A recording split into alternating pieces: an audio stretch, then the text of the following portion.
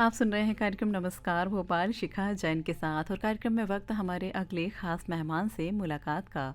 दोस्तों, आज के समय में पेरेंटिंग सबसे मुश्किल काम हो गया है। हम जिस प्रॉब्लम के बारे में सोच भी नहीं सकते, बच्चों को उस प्रॉब्लम में जाते हुए देख रहे हैं हम सब। ऐसे ही एक विषय पर आज हम चर्चा कर रहे हैं। विषय है स्कूल और साइबर बुलिंग और विशेषज्ञ हैं मनोवैज्ञानिक काउंसलर डॉक्टर मेधा पुरोहित वाजपेयी।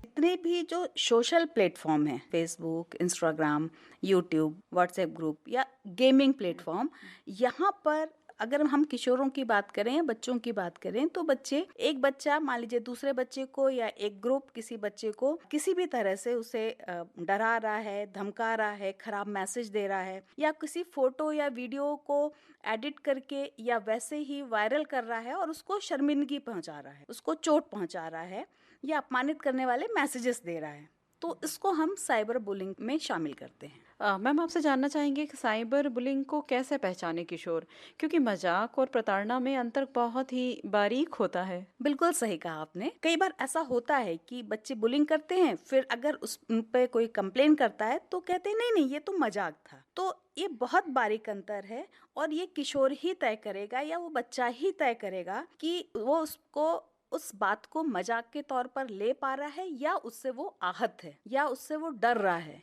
या उससे वो शर्मिंदगी महसूस कर रहा है। तो अगर वो डर या शर्मिंदगी या आहत होने की स्थिति में है, मतलब वो बुलिंग है। तो अगर ये इस स्थिति पर है तो उसको तुरंत रोका जाना चाहिए। मैम, कोई ऑनलाइन परेशान कर रहा है या फिर साइबर बुलिंग कर रहा है तो किससे बात करें? क्या इसकी रिपोर्ट भी होती है? क्योंकि ये जो बुलिंग है ये बच्चे के आत्मविश्वास को बहुत बुरी तरह से तोड़ता है। कई बार ये देखा गया है कि बच्चे कई बार आत्महत्या के स्तर तक पहुंच जाते हैं। तो बच्चे को सबसे पहले हमें इस बात के लिए तैयार किया जाना चाहिए कि वो किसी से बात करे। अब वो किससे बात करे तो सबसे पहले नाम आता है पेरेंट्स का, माता पिता का या फिर शिक्षक का। पर अभी जो सोसाइटी चल रही है इसमें बच्चे पेरेंट्स के साथ या शिक्षक के साथ उस तरह से बहुत खुले नहीं होते हैं। तो बहुत पेशेवर काउंसलर्स भी इस काम के लिए मदद करते हैं और ये बात करते हैं कि हम उसको जो बुलिंग है उसको हमें किस लेवल पर सॉर्ट आउट करना है। कई बार क्या होता है, पहचान के बच्चे हैं या स्कूल का ही कोई बच्चा है तो हम उसको स्कूल के मैनेजमेंट पे कंप्लेन करते हैं, या फिर अगर वो अननोन है तो फिर हम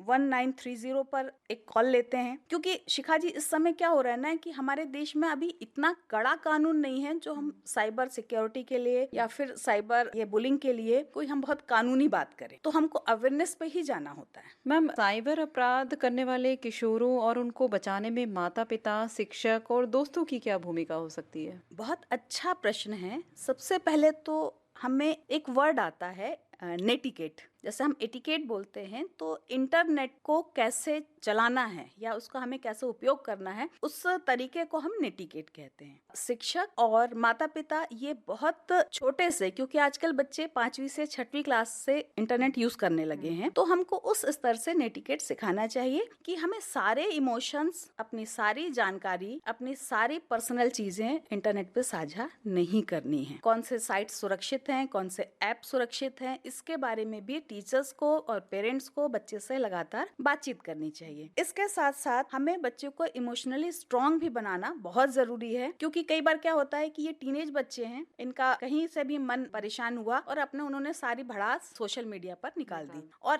ये चीज उनको बहुत अच्छे से मालूम होना चाहिए या हमें बताना हमारी जिम्मेदारी है कि जो भी एक बार मीडिया में गया, सोशल मीडिया में गया, वो कभी भी परमानेंटली डिलीट वहां से नहीं होता है। तो माता पिता का, शिक्षक का ये एक सपोर्ट सिस्टम होना बहुत जरूरी। मैम, क्या एक विशेष उम्र तक जो है इंटरनेट पर रोक लगाना इसका एक उचित उपाय हो सकता है क्या? मेरे हिसाब से तो नहीं। एक निश्चित उम्र तक हम मान सकते हैं, लेकिन क्योंकि अगर हमने मान लीजिए बुलिंग के बाद अगर बच्चे को हमने कहा कि अब आपका ये अकाउंट बिल्कुल बंद, अब आप इससे बिल्कुल एक्टिव नहीं रहोगे या आप सोशल नेटवर्किंग बिल्कुल यूज नहीं करोगे, तो जो उसको बुलिंग कर रहा है उसके हौसले में तो और इजाफा होगा। तो ये बिल्कुल वैसा ही है कि हम आग के डर से हम आग के काम करना बंद नहीं कर सकते हैं, उसकी सावधानियां सिखाते हैं। और इसी गंभीरता को देखते हुए भारत सरकार ने भी साइबर सिक्योरिटी अवेयरनेस प्रोग्राम बहुत सारे चलाए हुए हैं। हर स्कूल में, हर कॉलेज में जाकर बच्चों को वो अवेयर करते हैं और पेरेंट्स को भी ये बताना बहुत जरूरी है कि सोशल मीडिया में हर कुछ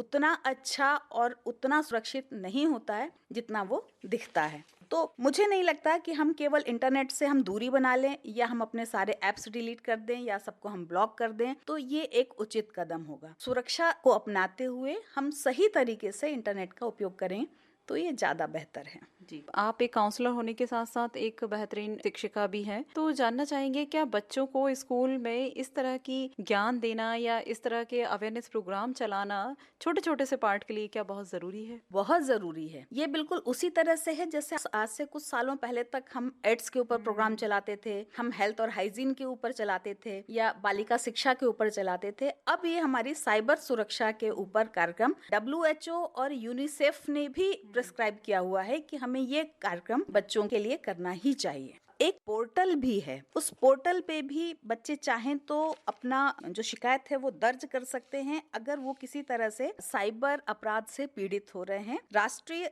साइबर क्राइम पोर्टल नाम है इसका, तो वहाँ पर भी बच्चे या उनके पेरेंट्स या उनके शिक्षक उस शिकायत को दर्ज करा सकते हैं। बहुत ही अच्छा संवाद और बहुत ही बेहतरीन जानकारी आपने हमारे लिसनर्स तक पहुंचाई, उन पेरेंट्स तक पहुंचाई जो किसी न किसी तरह से अपने बच्चों को इस समस्या से जूझते हुए देख रहे हैं लेकिन कोई उचित कदम नहीं उठा पा रहे हैं। तो हम उम्मीद करते हैं कि आपकी बातें उन्हें जागरूक ज़रूर कर पाई होंगी। तो फिलहाल हमें इस सब्जेक्ट पर ज्ञान देने के लिए, हमसे चर्चा करने के लिए आपका बहुत बहुत सारा धन्यवाद। धन्यवाद।